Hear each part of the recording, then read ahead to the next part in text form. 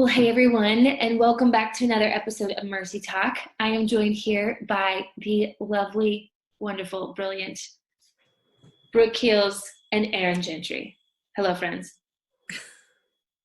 Always a good introduction. I know you're just like, and snap a picture right there. Thanks, Rachel. You're welcome. Last week, Erin led with Dr. Brooke Keels, and I was like, oh my gosh, that is right. Not that I know that you're a doctor, but it sounds so much more official when you lead in with that. So does it? Yeah, we don't have to though anymore. No, you don't. Please stop. We're good. Yeah. We're good. But I'm sure you know by now that Mental Health Awareness Month is this month. It's the month of May. In case you weren't sure if we were out of April, we are. We are. It's May. Yay. So here we are. And we've been talking about, of course, all things mental health. And we really want to be careful around this topic. Of course, that's why we have Brooke here with us. But we also want to make sure that we're taking time to dive into it and discuss it, because so much of what we deal with here at Mercy is, centered around the mental health journey and discussion. And so this week we want to dive a bit deeper. I'm really excited about kind of where we're headed today. We're really going to be talking about childhood wounds, our families. I know everybody's getting really excited right now, or squirmy in their seats as they're driving or whatnot. We're going to be talking about family of origin and how our mental health journey has been affected by how we grew up, who raised us, who maybe didn't raise us, and how that plays out in times of crisis. I'd say even maybe in times of crisis like we're in now. And so, Brooke, would you mind just laying maybe a very basic foundation as to why our relationship, or maybe even lack of relationship with our parents, plays such a key role in our mental health? Everybody buckle up. I'm ready. I'm ready for this one. Yeah, I mean, at the end of the day, like, your family of origin, okay, whether you were raised by them or not, affects pretty much everything. So sorry. Here we go, guys. Yes. A lot of us, spend a lot of time trying to not believe that. But it's true. I mean, it truly, like, it is everything, and we've talked about this before on other podcasts, but we are mammals. We are made to attach, right? So when you are born, you attach to your mother. We now have, obviously significant evidence of attachment in utero. This is a very big deal, how we connect with others, right? That's how the Lord made us. And so, with that being said, so every belief that you have, you are generally introduced to by your parents. We also know that your beliefs, when we talk about parenting, it's really important that parents have these hard conversations with their kids, right? Because you will compare everything you learn to that first time you learned about it. So, communicating to kids about, the hard stuff, the pornography, sex, the Lord, all of those things, and I know you don't think those three go together. They do. Okay. Yeah. We need to talk about all the things. Yeah. But when your faith, what you believe, all of this stuff that will influence the rest of our lives, having those conversations early, because what we know is that kids compare, right? Mm-hmm. We compare everything we learn back to the first time we learned about it. So I don't want my kid learning about pornography from his buddies at school. I need him to learn about it from us. So then when his buddies at school start talking about it, right, that he's like, oh wait, no, that's not something I'm going to participate in. Does that make sense? So, so it's the same thing with our existence. How we view the world is through that lens. Even if they didn't communicate with you about hard things, so my parents never told me about that. So then I found out about, drugs or alcohol or pornography or whatever it was later in life. And then this ended up being a huge problem in my life. Everything will tie back to that. And then even if you were not raised by your family, maybe you were, adopted and you have the most incredible adoptive family.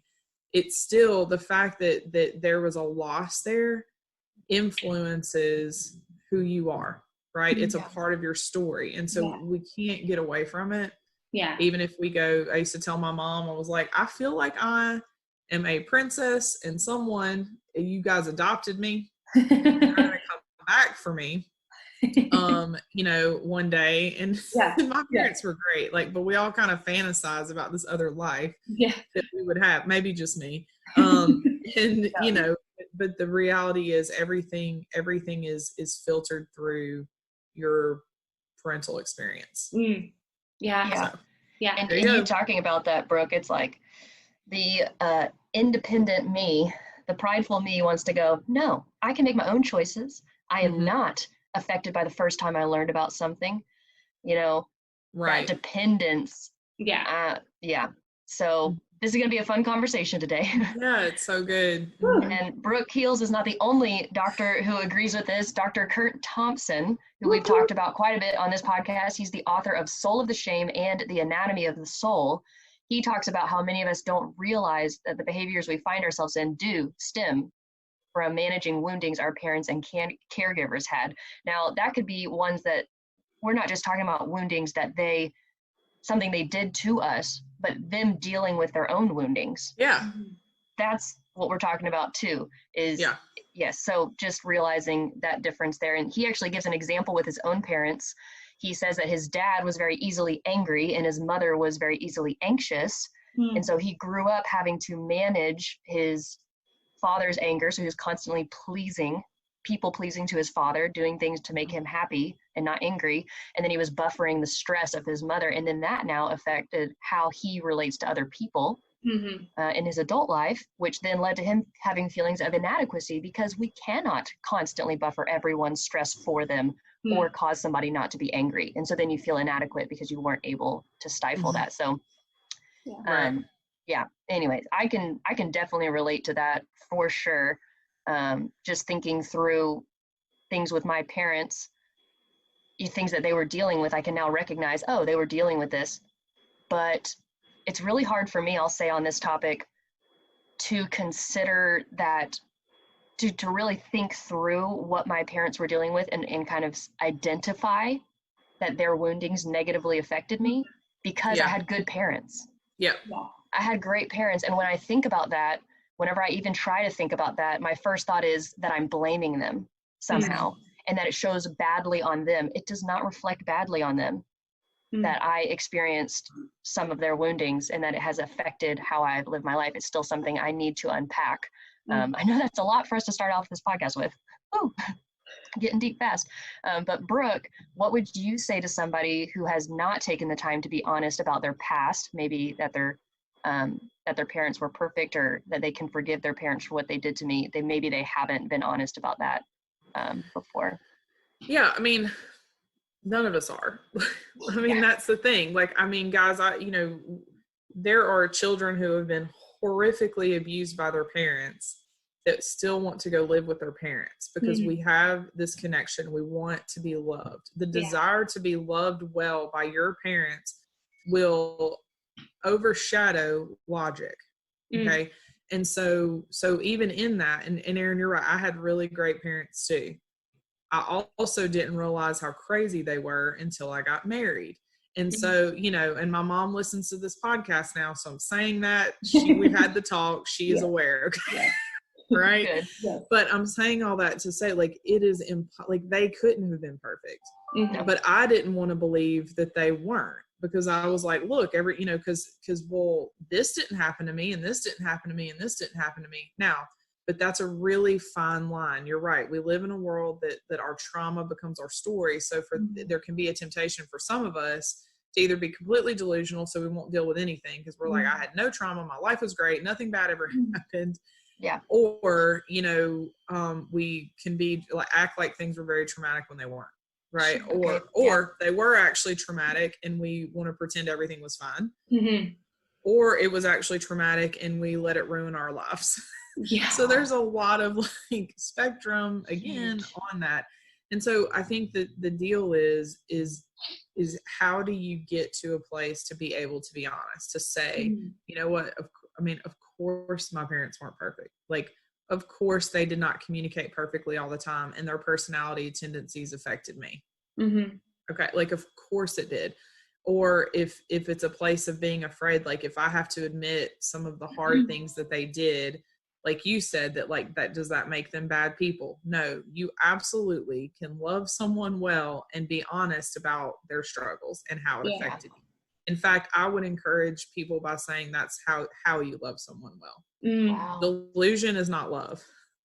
It's not. It's just, you're just not wanting to deal with it, right? And I get it. It's got to come in baby steps sometimes. But you can't, if you can't honestly look at that and what you got from your parents, or if you struggle, and we'll talk about this a little bit more, if there's high levels of abuse and you're like, I can never forgive them, you know, and that's going to affect your life forever. There has to be forgiveness. Doesn't have to be reconciliation, but there has to be forgiveness. Yeah. Oh, and there's a difference. That's good. Yeah. And so, anyway, so I mean, I think just getting to a place of knowing, like, I probably haven't been that honest about my family, like, most likely. Some people have done a lot of work, and good for you. Like, that's so good. But also knowing, like, it's okay to just think through that and pray through that and let the Lord point out some things. And I've shared on this podcast before, there were things that I had not forgiven my dad for that he has no idea that he did, and probably never will. The Lord has not released me to talk to him about that. And it's fine, because my forgiveness with him had nothing to actually do with him. It was about the agreements I made out of those behaviors, and I needed to forgive that, and I needed to change my behavior. Yes. Right. So do what? But no, I'm just like, you know, truth bomb, like, well, yeah. That's so good. I'm honestly, like, I mean, all of this, as Aaron was saying a second ago, wow, this is getting deep fast, because it's just so personal. There's no way you can talk about your family of origin or your parents. There's just no way you can even get into that without it hitting home really, really quickly, whether you recognize that or not. And I think in this discussion, it's been so agreeing with y'all that it's been helpful, or it is helpful, to be honest about those things. But then there's that reverse kind of like almost a mirror effect of being like, okay, well, now I'm an adult and now I'm a parent, or, you know, I'm an adult and I'm married and I'm going to be influencing another human being in that same way. Like, that's really scary. That's really scary. It's the worst. It's the worst. It's the worst because it's like all of those things that you're like, oh man, I'll never do that. I'll never be that, blah, blah, blah, blah. Then you realize it's some moments, and please here, I'm not making an excuse or saying that the evil things that were done to you, that they were okay. But in a lot of circumstances, I've come to kind of think, I bet they were probably doing the best that they could at the time with what they had. It doesn't mean that it doesn't make everything okay, I guess is what I'm saying. But now being in that situation, I just know there's some days when I lose it with my kids and I go, oh man, did I just mess them up for the rest of their lives? And I go, Lord, please, I feel like this is all I have right now. I don't know how to take that next step. And you were kind of talking about this a second ago, Brooke, about how having those conversations actually helps to solidify or strengthen or make stronger your relationship.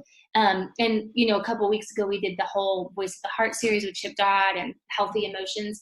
And this was one thing that was really a takeaway for me in him talking about being vulnerable with those people in your lives. So basically coming to your kids and saying, listen, I messed up. Like, I should not have done that. And I know that sounds silly, even maybe with, if you've got way younger kids, like a 3-year-old, but I'm telling you, it's made a difference. I haven't done it every time, but when I've taken a breath and kind of gone, sis, I'm so sorry that mommy, you know, did not da-da-da-da-da. It's really crazy what happens in that moment, that vulnerability. It creates this intimacy, I mean, you know, with your kids. And he, anyways, I could go on with that for a while, but Chip Dodd just basically talks about how that leads to a healthier place in our relationship with our parents, with our kids, with our loved ones. And so, you know, I kind of would like to go down this road. Brooke, you said this last week, and this is, when you said this, I'm like, oh my gosh, this is going to be so good for next week's podcast. But in this conversation about our childhood wounds and family of origin, can we talk for a minute about our inner child in times of stress? Yeah. Last week, and I was like, oh, that's the money line about how quarantine, but in general, this pandemic has just had a way of revealing the inner child in all of us, all of those little struggles. Yeah. Yes. Can you break that down and maybe even kind of help us understand what that means for like our mental health situation? Like, what is that inner child? Sure. What are you talking about there? So, I mean, and some people, that are older than me may be rolling their eyes at the word inner child, because that was kind of some, for lack of a better term, touchy-feely, hippy-dippy kind of counseling thing a while back, or again, when we label stuff, we make it a thing. So let me be clear though. So inner child literally meaning your inner adolescent, uncouth self. Okay. And so if you think about it, like you have had in quarantine has like stripped away all that we knew to be true. Yes. Right. We thought that we lived in a world that this was our existence. Nothing could change it. And that's fine. You shouldn't worry all the time. That's not, you shouldn't run around being like, could all this go away with one bat or whatever you think caused, Yeah. Anyone who predicted or constantly felt worried from that, they're not experiencing relief because it happened. No, they're not. That's a great point. So I'm not saying like go and be, like the doomsday preppers, they get to feel good that they were right.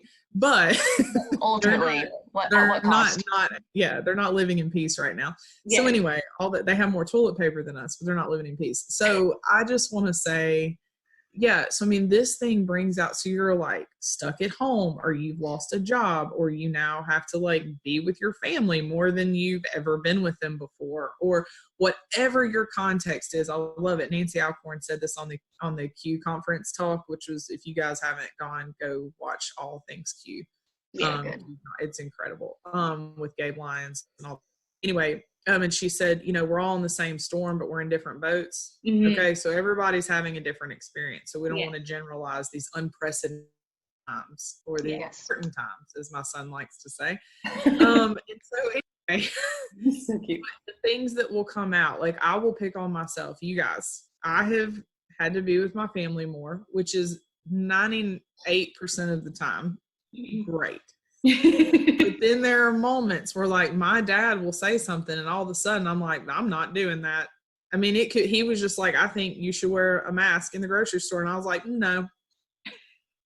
Scott was like, what are you doing? I don't want to. Like, I'm talking about just this very like, I don't, nothing you say, I will listen to. And then Scott was like, oh, you need to go pray? You need to go pray? You need to go talk to Jesus about that. And I was like, fine, I'll wear it. Like, it was just the most ridiculous thing. And so, like these things of like, did we as a kid tend to be anxious or trying to control, like what Curt Thompson was talking about, are we trying to fix everybody's feelings? So then we actually ignore our own. Are we becoming those of us that are, on the Enneagram 8 scale? Are we just trying to like burn it all down? Like, what, are we trying to help everybody? Are we trying to control with like, I'll just do more, or like, I mean, I know people that are like, well, I'm just going to get every like remote job I can get. So then just in case something happens, like what are the things that we're doing? And if you really pray into that, it will go back to your tendency as a child, as an adolescent, like what are these, non-matured areas of our life that happen when the pressing comes, right? When things get pressed down and we're like not out of the overflow, like it's getting pressed and I'm being crushed in this, so I know I'm not being overly specific, but I feel like people will be like, oh yeah, oh yeah, I did that, or you'll notice a higher level of irritability, or, the person that you really liked a lot, you're like, I don't know that I like you 24 hours a day. I like you 12 hours a day. 24, in that kind of stuff, or you'll start having more conversations or being reminded of like, of a life where you didn't have control, which is being a kid. Yeah. And now we are not in control again. And it feels very like we're just waiting for someone to tell us what to do. Yeah. We're waiting for, right. And so however you responded to that as a kid, I promise you is coming out in some way. Yeah. That is not a bad thing. That's actually a really cool thing, because then you go, oh, okay, that's something I need to talk to Jesus about. We don't all have Scott Keels to make sure we go pray in the moment. But, hopefully somebody in your life is doing that. But I think that's a good place to start. If you're like, I don't want to deal with my family right now, but you can deal with you. And maybe you can be like, I can go and think, okay, how am I responding to things that are very adolescent, that are very, immature, that are like, man, I haven't thought about that or acted like that in a long time.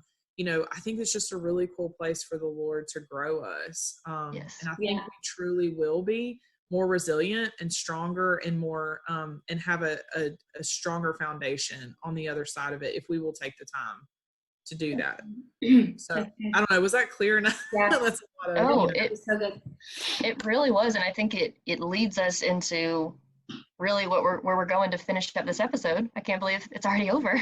It's been such a great conversation, but some practical takeaways. And I think what Brooke just said is a great practical takeaway. Just look at what are some things that those adolescent behaviors are coming out, things where you're like, look back and you're like, that happened, and I don't think I had much control in that moment over what just happened. I didn't choose that, it chose me. I don't know if that's a thing you can say, but taking some time to look at that, that's a great practical takeaway. And I love the idea of just looking at some of those instances, maybe at the end of the day, or even sometimes right afterwards, you can go, okay, I just identified that. Let me write that down so I can go talk to the Lord about that later. Yeah. Is there something behind that? And so I want to read really quick a piece of scripture that's also going to lead us into our next practical takeaway. It's Romans 12:17 through 20. So as you're looking through some of these things that you're identifying, maybe some of these behaviors you've identified, but then also the next practical takeaway is taking some time to look back in your past. If you are able to do that right now, if you are feeling like, okay, I can't take that step, to say, Lord, what are some things in my past that have affected me?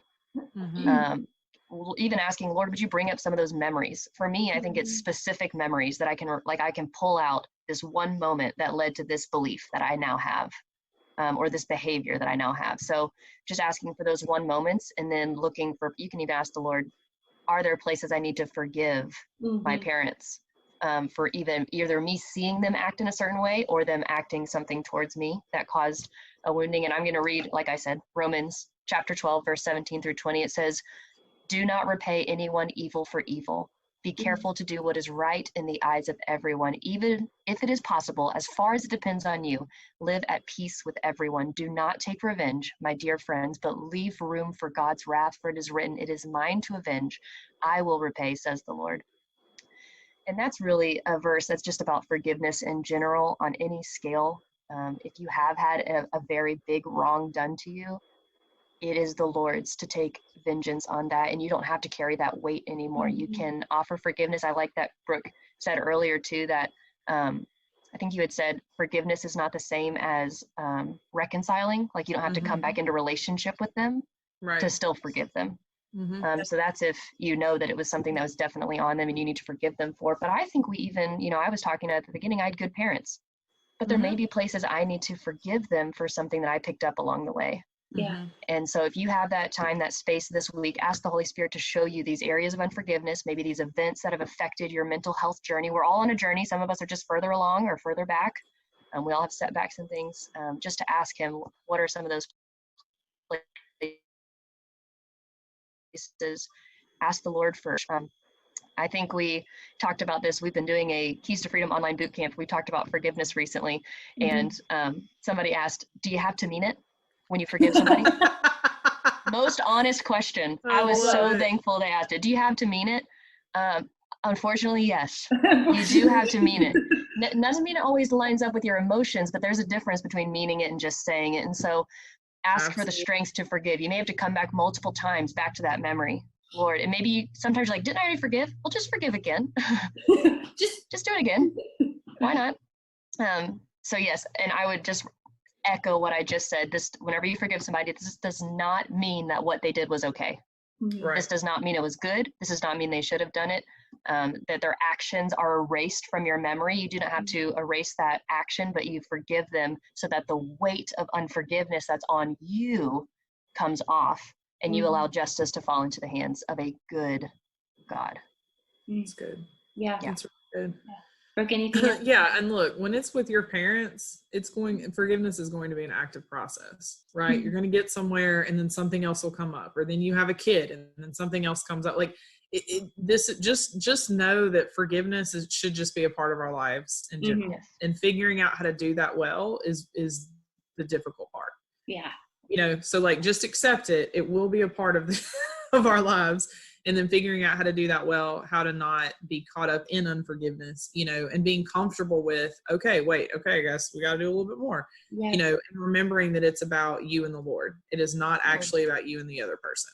Wow. And so kind of taking them out of that equation, even though out of relationship may have been hurt, but the reality is it's between your heart and the Lord's, and let him work on that.